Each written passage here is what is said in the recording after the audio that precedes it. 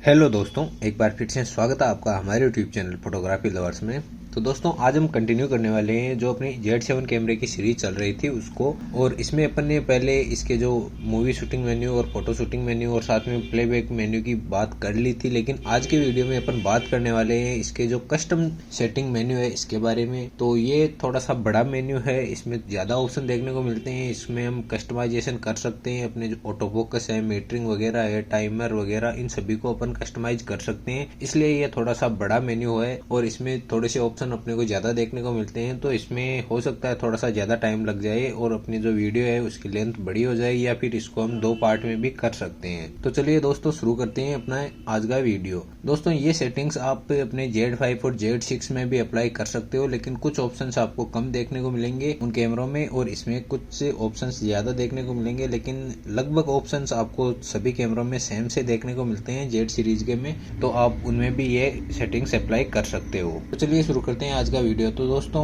आपको custom menu setting में जाने के लिए वही मेन्यू में जाना है। मेन्यू में जाने के बाद आपको 4 नंबर का जो ये पॉइंट है इसमें आना है। इसमें आप देख सकते हो कस्टम सेटिंग मेन्यू लिखा हुआ आ रहा है, तो यहाँ आना है। तो इसको जैसे आप ओपन करोगे तो आपके सामने रीसेट कस्टम सेटिंग का ऑप्शन खुल के आएगा। तो रीसेट कस्टम सेटिंग का मतलब ये है कि अगर आप ये कस्टम सेटिंग को रीसेट करना चाहते हो, डिफॉल्ट करना चाहते हो, तो आप इसको रीसेट कर सकते हो। यहाँ से एक क्लिक में आपकी जो कस्टम सेटिंग्स हैं वो रीसेट हो जाएगी। इसके बाद में सबसे ऊपर की तरफ ए नंबर का पॉइंट देखने को मिल रहा है, इसमें है ऑटो फोकस। ऑटो फोकस को जैसे आप ओपन करोगे आपके सामने खूब सारे ऑप्शन खुल के आएंगे। यहाँ देखिए A1, A5, A6, A7, ये सभी करके A12 तक आपको सभी ये ऑटो फोकस के पॉइंट्स हैं जो आपको देखने को मिल रहे हैं। तो इसमें सबसे पहला point auto focus C priority selection देखने को मिल रहा है। तो इसमें अपने को जैसे ओपन करते हैं इसमें अपने को 2 ऑप्शन देखने को मिलते हैं, रिलीज और फोकस का। तो रिलीज और फोकस इसमें होता यह है कि जैसे अगर रिलीज में आप सिलेक्ट करके रखते हो तो आप जब भी अपने कैमरे की जो कैमरे का बटन है वो प्रेस करोगे तो आपका जो कैमरा है वो फोटो कैप्चर करेगा। फिर भले ही चाहे आपका कैमरा फोकस में हो या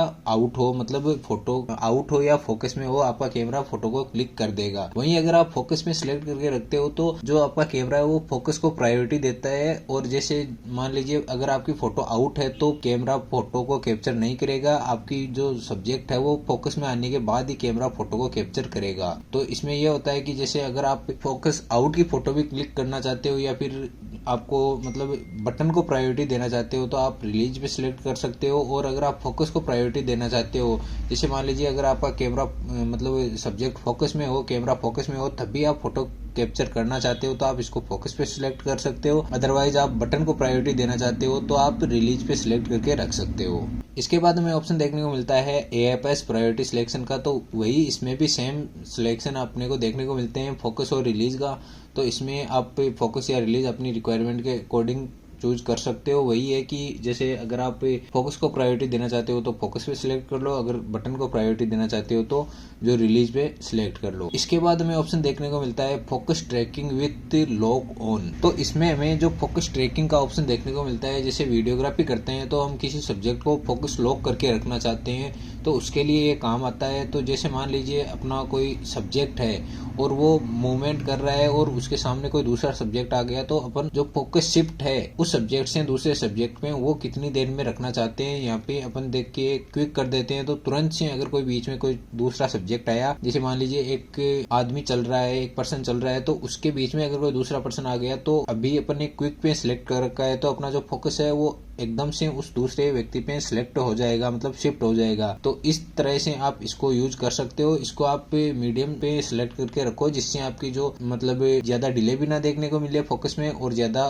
क्विक भी आपका जो फोकस है वो शिफ्ट ना हो। तो मेनली ये जो अपना फोकस ट्रैकिंग करते हैं अपन वीडियोग्राफी के टाइम, मतलब सिनेमेटोग्राफी वगैरह करते हैं तो उस टाइम अपन किसी सब्जेक्ट को फोकस करके रखते हैं तो उसके लिए इसका यूज होता है। इसके बाद हमें ऑप्शन देखने को मिलता है auto area, auto focus, face और आई डिटेक्शन। तो इसमें जो आप आईज को डिटेक्ट करके वीडियोग्राफी कर सकते हो जिससे आपका जो फोकस है उसको हेल्प मिलती है सब्जेक्ट को फोकस करके रखने में। तो इसमें आप फेस एंड आई डिटेक्शन का जो फंक्शन है वो यूज कर सकते हो। आप ओनली फेस डिटेक्शन का जो फंक्शन है वो यूज कर सकते हो। और अगर आप वाइल्ड लाइफ फोटोग्राफी करते हो या वीडियोग्राफी करते हो तो आप एनिमल डिटेक्शन का जो ऑप्शन है वो भी चूज कर सकते हो। इसमें जो एनिमल्स हैं उनके फेस को ज्यादा प्रायोरिटी देगा कैमरा, मतलब फोकस उनको ज्यादा करेगा। और अगर आप फेस डिटेक्शन करोगे तो जो ह्यूमन फेस है उसको ज्यादा डिटेक्ट करेगा और फेस और आई डिटेक्शन में जो आपकी आईज है उनको ज्यादा प्रायोरिटी देगा, मतलब उनको डिटेक्ट करके आपका कैमरा फोकस करेगा। तो इसमें आप अपने रिक्वायरमेंट के अकॉर्डिंग इसको ऑन ऑफ रख सकते हो। ये मेनली जो वीडियोग्राफी है उसमें ज्यादा काम आते हैं, लेकिन इसका यूज फोटोग्राफी में भी होता है। जैसे फोकस वगैरह करते टाइम ये अपना जो कैमरा है वो आईज और फेस को डिटेक्ट करता है। इसके बाद हमें ऑप्शन देखने को मिलता है फोकस पॉइंट यूजेज का। तो इसमें हमें दो ऑप्शन देखने को मिलते हैं, ऑल पॉइंट्स और एवरी अदर पॉइंट्स। जो सेकंड वाला ऑप्शन है इसमें हमें जो कैमरे में जो फोकस पॉइंट दिए हुए हैं उनके आधे पॉइंट ही यूज होंगे, और जो फर्स्ट वाला ऑप्शन है इसमें जो कैमरे के सारे फोकस पॉइंट्स हैं वो यूज होंगे।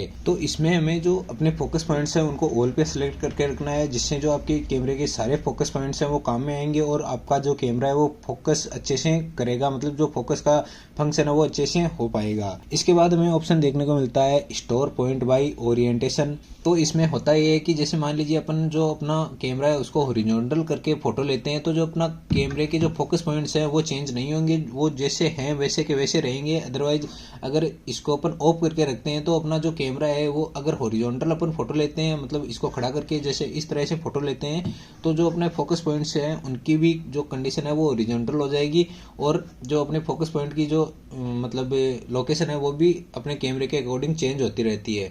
तो मैं इसको नो पे करके रखता हूँ, आप इसको ऑन या ऑफ कर सकते हो अपनी रिक्वायरमेंट के अकॉर्डिंग। आप इन सेटिंग्स को अप्लाई कर सकते हो कि आप कौन सी लोकेशन पे फोटोग्राफी करते हो और कौन सी जगह पे आपको क्या क्या फंक्शंस की जरूरत रहती है। इसके बाद हमें ऑप्शन देखने को मिलता है ऑटो फोकस एक्टिवेशन का। तो इसको जैसे आप ओपन करोगे आपके सामने दो ऑप्शन खुल के आएंगे, इसमें शटर ऑटो फोकस ऑन और यहाँ पे ऑटो फोकस ओनली, ये दो ऑप्शन देखने को मिलेंगे। तो इसमें जो फर्स्ट ऑप्शन है इसको आपको सिलेक्ट करके रखना है। इससे होगा ये कि जैसे आप जो ये बटन प्रेस करोगे फोटो के लिए, तो जैसे आधा बटन प्रेस करोगे आपका जो कैमरा है वो ऑटोमेटिकली फोकस में आ जाएगा। तो इसको जो शटर बटन के साथ आप ऑटो फोकस को सेट कर सकते हो। तो यहाँ से इसको आपको ऑन रखना है। अगर आप इसको ऑफ रखोगे तो जो आपका कैमरा है वो ओनली ऑटो फोकस करेगा, और फिर से आप फोटो इस बटन को क्लिक करोगे तो आपका कैमरा फोटो को क्लिक करेगा। इसके बाद हमें ऑप्शन देखने को मिलता है limited auto focus area mode selection. तो इसमें आपको 4-5 पॉइंट खुल के आएंगे, ये सभी चेक किए हुए हैं, ये आपको सभी को चेक करके रखने हैं, जिससे आपकी जो ये सेटिंग्स है आप डायरेक्टली चेंज कर सको।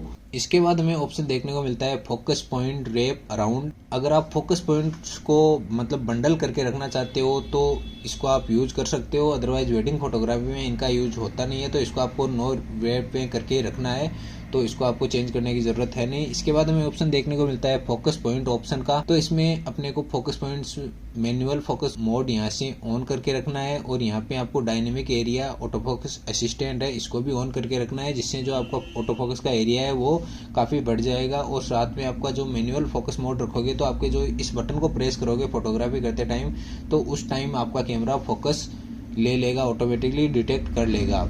इसके बाद हमें ऑप्शन देखने को मिलता है लो लाइट ऑटो फोकस।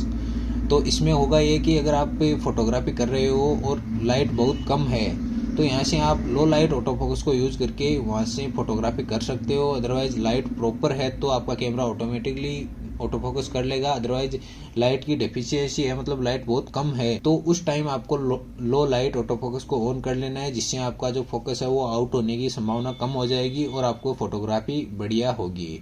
तो यहाँ से आप लो लाइट ऑटो फोकस का भी यूज कर सकते हो। इसके बाद हमें ऑप्शन देखने को मिलता है built in auto focus assistant illuminator. तो ये भी अपने जो लो लाइट में अगर अपन फोटोग्राफी करते हैं तो उस टाइम ये काम आता है, जैसे जो लो लाइट ऑटो फोकस एरिया है इसको हेल्प करता है जो इल्यूमिनेटर है वो। तो अगर आप लो लाइट में काम करते हो तो ये एक असिस्टेंट की तरह काम करता है, मतलब कि जो सब्जेक्ट है उसको फोकस करने में ये हेल्प करता है, तो इसको भी आप ऑन करके रख सकते हो। तो दोस्तों आज का वीडियो काफी बड़ा हो गया है, तो इसमें अपन ने ऑटो फोकस के बारे में काफी बात कर ली है। तो अगर आपकी जो ऑटो फोकस से रिलेटेड कोई भी क्वेरी थी या कोई भी दिक्कत थी तो उसको आप इस वीडियो के थ्रू सोल्व कर सकते हो। इसके बाद में अपन अगले वीडियो में बात करेंगे मीटरिंग और एक्सपोजर मेन्यू के बारे में। अगर कैमरे का फुल डिटेल में एक्सप्लेनेशन चाहते हैं तो आपको ये वीडियो पूरी देखनी चाहिए, मतलब ये सीरीज है जो कंप्लीट देखनी चाहिए, जिससे आपको पूरा आइडिया हो जाएगी कौन सी सेटिंग किस काम की है और किस चीज के लिए अपन इसको यूज कर सकते हैं और कहाँ कहाँ पे अपने लिए ये काम आ सकती है।